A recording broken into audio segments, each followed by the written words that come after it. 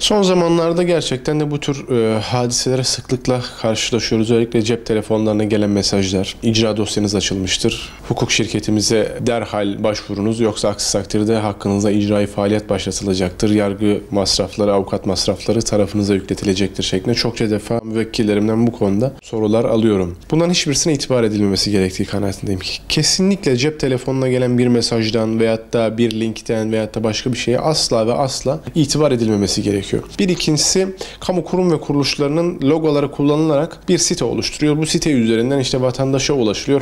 Farklı gerekçelerle vatandaş dolandırılmaya çalışılıyor. Normalde sitelerin uzantıları ne oluyor? Com.tr oluyor, org.tr oluyor, bir de gov.tr oluyor. Kamu kurum ve kuruluşlarının sitelerinin uzantısı gov.tr'dir. Bunun dışında oluşturulan herhangi bir siteye asla ve asla itibar etmemeliyiz. Cep telefonlarına gelen bazı mesajlar var. Haklarında icra takibi başlatılmış veyahut da farklı gerekçeler ileri sürülerek vatandaşların iradesi ilga edilerek ekonomik olarak zarara ve sıkıntıya sokulmaya çalışıyorlar. Hiçbir avukat, hiçbir hukukçu bu şekilde vatandaşa ulaşmaz. Bir icra takibi başlatacaksa mesajla ulaşmak gibi bizim bir prosedürümüz yoktur. Bununla alakalı en sağlıklı bilgiyi icra dairelerinden öğrenebilirsiniz. Eğer hakkınızda bir icra takibi başlatılmışsa veyahut da bütün vatandaşlarımız e-devlet kullanıyorlardır. E-devletler üzerinden haklarında açılan icra takipleriyle alakalı süreçleri güncel olarak takip edebilirler. Telefon üzerinden kişisel verilerin asla paylaşılmaması gerektiği kanaatindeyim. Çünkü hiçbir şirket veyahut da hiçbir kamu kuruluşu sizi telefonla arayıp TC kimlik numaranızı veyahut da banka hesap numaranızı istemez. Böyle bir çalışma usulü yok. Kişisel verilerin korunması kanunu kapsamında da ciddi manada müeyyideye tabidirler. Yani sizin kişisel verilerinizin de hukuka aykırı bir şekilde işlendiğini düşünüyorsanız, hukuka aykırı bir şekilde bunun ele geçirildiğine yönelik bir tespitiniz olmuşsa direkt gidip şikayet edebilirsiniz bu konuda. Lütfen vatandaşlarımız bu konuda dikkat etsinler.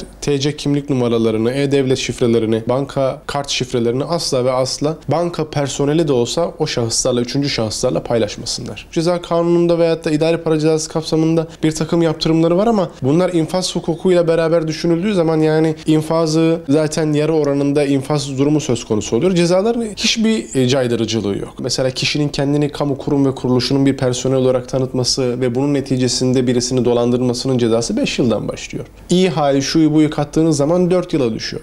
İnfazını da düşündüğünüz zaman infazını yarı oranında cezaevlerinde infaz ediyorlar. 2 yıla düşüyor. 2 yıllık bir infaz durumu söz konusu. Yani 2 yıllık bir ceza caydırıcı olabilir mi? O bakımdan vatandaşlarımızı bu konuda mağdur eden şahısların, dolandırıcıların çok daha ağır cezai müeyyidelere çarptırılması gerektiği kanaatindeyim. Çünkü bu bir kamusal güvenlik problemidir. Devletin kamusal güvenliği tesis etme gibi bir yükümlülüğü vardır. Bu yükümlülüğe aykırı davranış sergileyenleri de ciddi manada caydırıcı cezalarla cezalandırılması gerektiği kanaat. Kendilerini savcı veyahut da polis olarak tanıtıyorlar. Diyorlar ki işte banka hesabınız terör örgütleri tarafından ele geçirilmiştir.